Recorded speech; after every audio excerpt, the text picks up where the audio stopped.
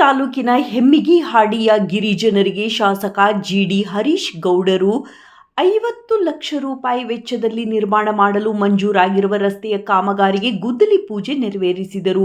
ಪೂಜೆ ನೆರವೇರಿಸಿ ಮಾತನಾಡಿದ ಶಾಸಕರು, ಹೆಮ್ಮಿಗಿಹಾಡಿ ಜನರು ಆಗಿಂದಾಗೆ ಕಂಡು ಒತ್ತಾಯಿಸಿದ್ದರಿಂದ ರಸ್ತೆ ಮಂಜೂರಾಯಿತು, ವಿದ್ಯುತ್ ಸಂಪರ್ಕ ದೊರೆಯಿತು, ಅಂಗನವಾಡಿಗೆ 12 ಲಕ್ಷದ ಕಟ್ಟಡ ನಿರ್ಮಾಣ ಆಗಲಿದೆ.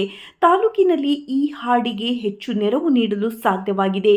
ಉಳಿದ ಹಾಡಿ ಜನರು ಹಿಂದೆ ಬಿದ್ದು ಕೆಲಸ ಮಾಡಿಸಿಕೊಳ್ಳಬೇಕು. ನಮಗೆ ಹೆಚ್ಚು ಒತ್ತಡ ಇರುವುದರಿಂದ ಜನರು ಬುದ್ಧಿವಂತಿಕೆಯಿಂದ ಕೆಲಸ ಮಾಡಿಸಿಕೊಳ್ಳಬೇಕು ಎಂದು ಕಿವಿ ಮಾತು ಹೇಳಿದರು.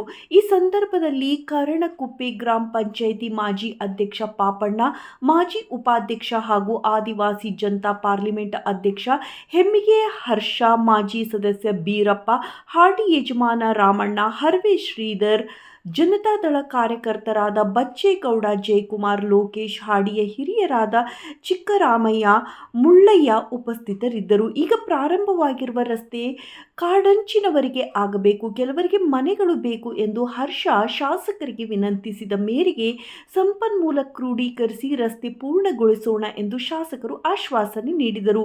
ಬಹುದಿನದ ರಸ್ತೆ ಬೇಡಿಕೆ ಈಡೇರುತ್ತಿರುವುದಕ್ಕೆ ಹಾಡಿ ಜನರು ಖುಷಿಗೊಂಡಿದ್ದಾರೆ. ವರದಿ ಶ್ರೀಕಾಂತ್ ಹುಣಸೂರು.